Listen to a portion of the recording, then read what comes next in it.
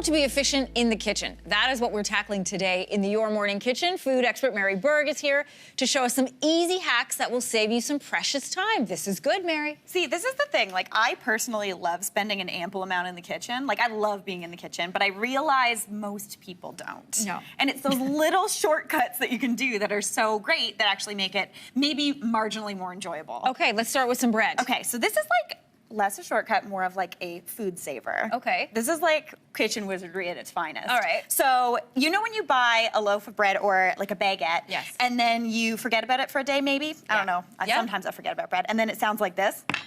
Yes. And it's kind of just chewy. It's hard. And it's not crispy anymore. It's gonna hurt your gums when you bite into it. Exactly. There's like little to do with this, but this is how you like revive it and make it taste like it's fresh baked. Really? So you get your loaf of bread, your baguette, Yeah. whether you do it under the tap or in a bowl, and basically what you want to do is like dunk it in water. Okay, my grandparents, so they grew up post-war England, and they did stuff like this all the time, which I thought was so gross. No, it's literal wizardry. So your grandparents are the smartest people I've ever heard They of. really were. But God bless them. You just want them to be nice and wet. So to be honest, at home, I just run it under the tap. Okay. I pop it in the oven.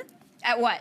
And to be honest, if I'm making dinner at 375, it goes in at 375. If Okay. I'm making dinner at 400, it goes in at 400. Okay. And I pop it in just until it's nice and warm and done. And then we end up with this guy. Now, this is a different type of Look bread. at it, it's soft. It's soft. Sorry, my fingers are all over it now. Nobody can No, eat it. don't worry. It's only you and me, Anne-Marie. Okay, all right. But it's soft. And it cuts easily. It cuts easily. And it It's- doesn't change the flavor or anything. No, it 'cause actually it's just the moisture that's missing. It's the moisture, and that's the thing. Whenever you get baguette, the first thing I do when I get it home is I wrap it in like a plastic bag. Yeah. But then that crispy exterior goes away. Yes. Because all that moisture from the inside's coming out, and it's all trapped in, and then you don't have a crispy baguette, and it's like, ugh, Ooh, this is good. right? Mm-hmm. I did not make that bread. It's just delicious. Yeah.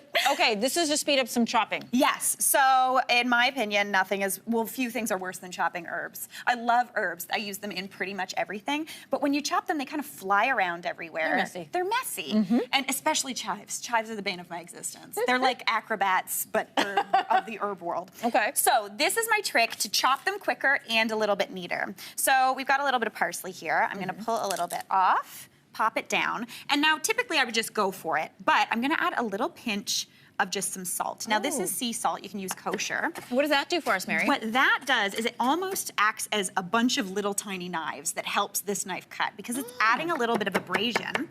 So it almost makes it chopping way quicker. Smart. Yeah, and it also works perfectly for garlic. So, I'm gonna let you do that because my hands are gonna get okay, sticky. yeah, I know. I've got a trick for that later. Oh, Okay. So we smash the garlic down, yep. and then we add that pinch of salt, and then we use that to start chopping. Oh, look at that. And it doesn't stick to the knife It doesn't stick to the knife as much. And then you want to kind of do this, and it just adds a little bit of abrasion, and it helps you get it nice and minced super finely, Ooh. which is great. Mary, that's genius. Super easy. And now what are we gonna do? Now, so what we can do with all these delicious herbs, we can mix them into a little bit of mayonnaise, and then you get something delicious to put on that refreshed bread, like a delicious steak Mary sandwich. Berg, that is my lunch. Amazing, right? That looks There you go. great. Yeah. Okay, these are cubes of Herbs. Nice. So that's taking those herbs. I don't know about you, but in my opinion, the only person who can use a bunch of dill in the time allotted before it goes bad is my husband's 104-year-old Bubba, because man, that lady likes dill. But for me, it goes bad. So Moldy, you want to yes. figure out a way to kind of like prolong its life. Yeah. So salt, great preservative. So we add that to it, chop it up, and then we freeze it in some oil. So this In an ice cube tray, I'm In guessing. an ice cube tray. So there's no water in this. It's just oil frozen with those herbs in it. Makes it last. We can pop it into a pan. That is brilliant, and it preserves some of that fresh flavor, It's right? As opposed to dry. This is good. Because if you just threw those herbs into the freezer, they would get brown and gross and not Yeah. good. Now, Mary's so smart. herbs and garlic, delicious. I mean, Yeah. herbs and oil. Now we need a little garlic. Yeah. And Anne-Marie, we were talking about this little friend. This is a rasp. So my mom recently discovered these and was trying to tell me they were good for all kinds of things, and I laughed at her. I was like, no, it's just for fruit, Mom. No, man. Anne-Marie, I'm so sorry, but I'm gonna... Prove me wrong, that's okay. My This mom is vindicated. This is the only way I mince garlic now. You just run it along a rasp.